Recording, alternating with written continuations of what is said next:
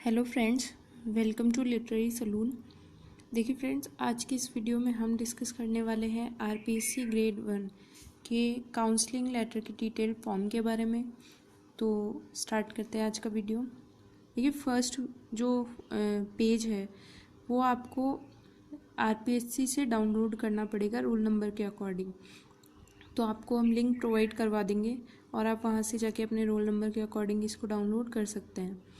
फिर इसके बाद में जो नीचे वाला फॉर्म है वो काउंसलिंग लेटर के पूरे कंप्लीट एप्लीकेशन फॉर्म है। तो वो हर एक का सेम ही होता है, बस आपको डिटेल्स अपने अकॉर्डिंग भरनी होती हैं। तो वो भी हम आपको प्रोवाइड करवा देंगे और वो भी आप भर सकते हैं। फर्स्ट अब हम डिस्कस करते हैं फर्स्ट वाला पेज।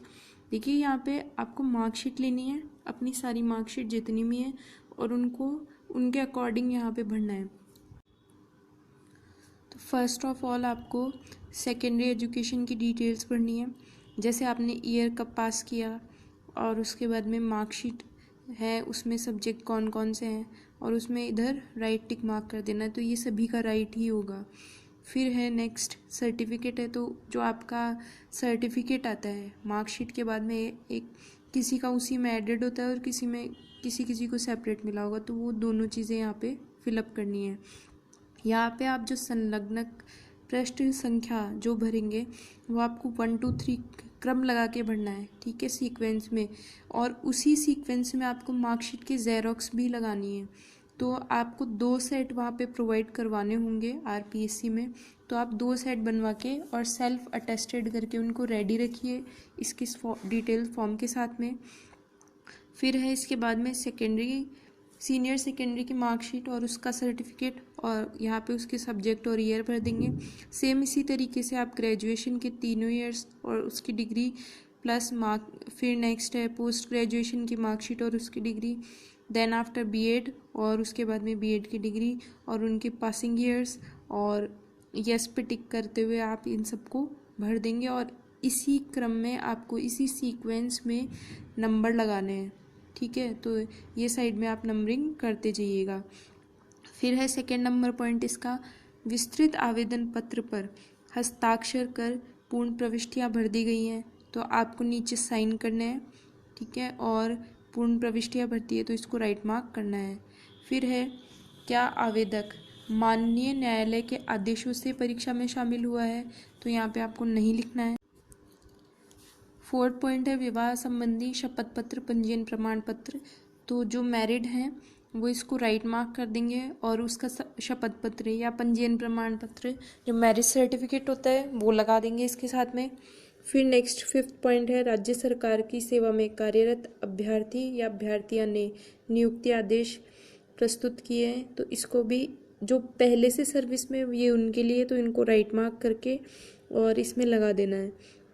नेक्स्ट 6 नंबर पॉइंट है, ये भी मैरिड पीपल के लिए है जिनके बच्चे हैं, तो जन्म दिनांक सहित संतान संबंधी शपथ पत्र प्रस्तुत किया है, तो ये इधर वापस से आपको राइट कर देना है और संतान संबंधी शपथ पत्र यहाँ पे लगा देना है।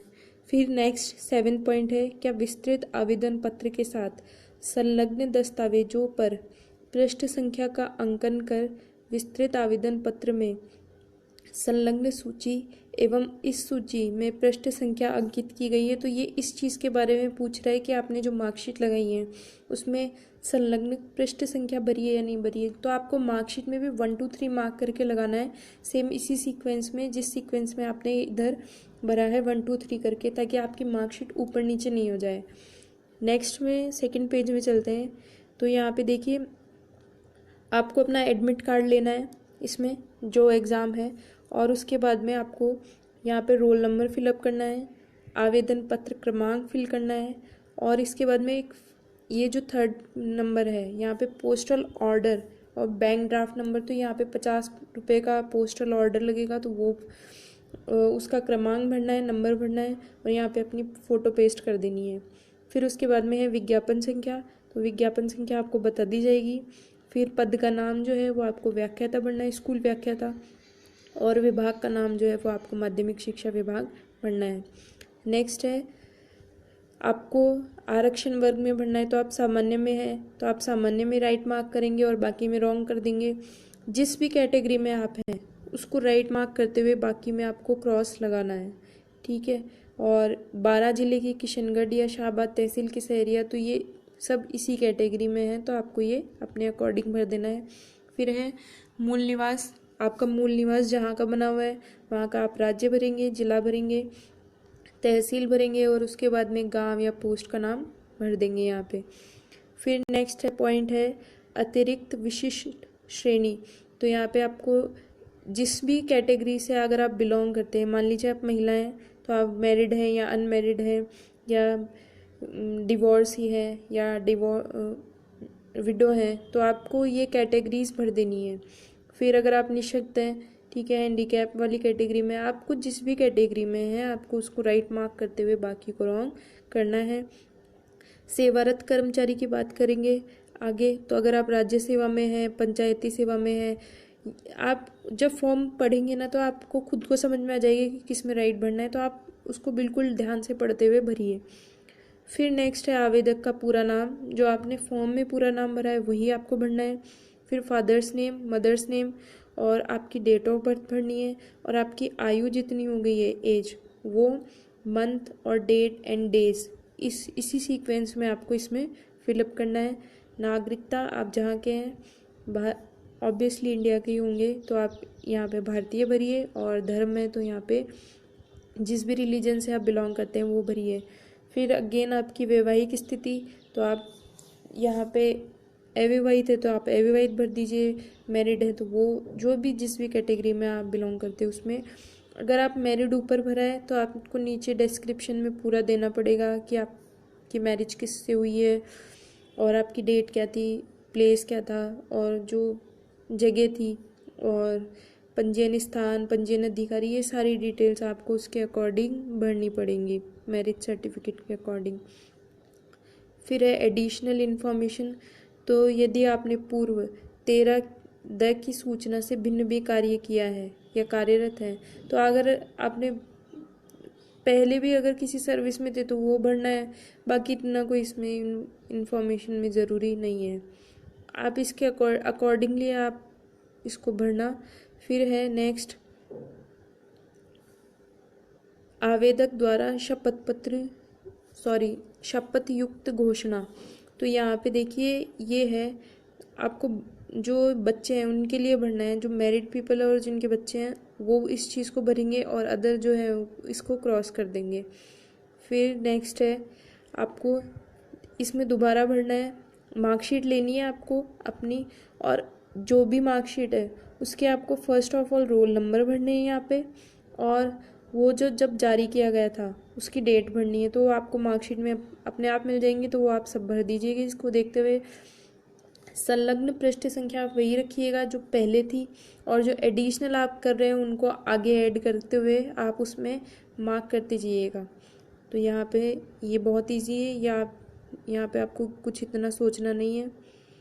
फिर है नेक्स्ट है संतान संबंधी विवरण, जो तो ये फिर जो मैरिड पीपल हैं उनके लिए, तो आप इसको बहुत ध्यान से भरिएगा देखते हुए, क्योंकि आपको उनकी जन्म दिनांक भी भरनी है और एज वगैरह सब इसमें काउंट होगा, तो वो सब भरना है। फिर है आपको पत्र व्यवहार, जो आपसे कम्युनिकेशन है वो कहाँ किया जा सकता है, तो आप एड्रेस अपना परमानेंट ही भरिए। फिर नेक्स्ट अगेन है एजुकेशनल क्वालिफिकेशन, या आप सब उसमें अपनी मार्कशीट में देखते हुए आप इसको फिलअप कर सकते हैं। इसमें अगर आपको कोई प्रॉब्लम आ रही है या कुछ समझ में नहीं आ रहा है तो आप कमेंट सेक्शन में बता दीजिएगा, मैं अगेन आपको रिप्लाई कर दूंगी वहाँ पे। फिर है इसी का बे पॉइंट है जो 13 बे है इसका इंटर्नशिप, तो ग्रेड 1 में अभी इंटर्नशिप का कुछ नहीं है तो आपको इसमें क्रॉस कर देना है। फिर है रजिस्ट्रेशन विवरण, तो मेडिकल काउंसलिंग या इसमें तो ये भी लागू नहीं है, तो इसमें भी आपको क्रॉस लगा देना है। और इसका दे जो है अनुभव प्रमाण पद आवश्यकता है तो अनुभव प्रमाण पत्र, तो ये भी अभी आपसे मांगा नहीं है, तो ये भी आपको भरने की रिक्वायरमेंट नहीं है। तो आप आपको इन तीनों में बेस है दे तीनों में क्रॉस ही लगाना है। फिर उसके बाद में है अभ्यर्थी की संक्षिप्त चेकलिस्ट, तो आप इसको रीड करते जाइएगा और अपने अकॉर्डिंग भरते जाइएगा। मैं आपको एक पॉइंट इसमें पढ़ के बता रही हूँ। अभ्यर्थी की अनिवार्य शैक्षणिक योग्यता, विज्ञप्ति में निर्धारित योग्यता के सर्वथा अनुरूप है तथा उससे भिन्न किंतु समकक्ष है। तो आपको देखिए, अगर आप अनुरूप हो तो आप इसको फर्स्ट वाले को टिक कीजिए, अगर आप अनुरूप नहीं हो तो इसको सेकंड वाले को टिक कीजिए। कैसे कि मान लीजिए आप इसमें मास्टर्स डिग्री चाहिए, तो अगर आप अनुरूप हो तो आप फर्स्ट को टिक करोगे, अगर आपके मास्टर्स कंप्लीट नहीं हुई है तो आप सेकंड वाले को टिक करोगे। ठीक है, थर्ड वाला कॉलम जो है आपको नहीं भरना है, ये ऑफिशियल यूज़ के लिए। सेकंड पॉइंट है इसमें, जैसे अभ्यर्थी की आवेदन की अंतिम तिथि को अनिवार्य शैक्षणिक योग्यता प्राप्त था या उसके बाद प्राप्त किया है, तो आप जब ये फॉर्म भरा था तब तक आप मास्टर्स हो चुके थे, तब तक तो आप इसको राइट कर दीजिए। अगर नहीं किया है तो आप इसको सेकंड वाले को टिक कर दीजिए। तो आप जो जैसे जैसे रीड करोगे आप वैसे वैसे आप अकॉर्डिंगली आप सेल्फ भर लोगे इसको। फिर है अनुभव है, तो सेकंड पॉइंट है वो श्रेणी का है, तो आप इसको भी अपने अकॉर्डिंग भी भर लेना। थर्ड है अनुभव, तो इसमें ज़रूरत नहीं है, तो आप इसको ब्लैंक छोड़ देना।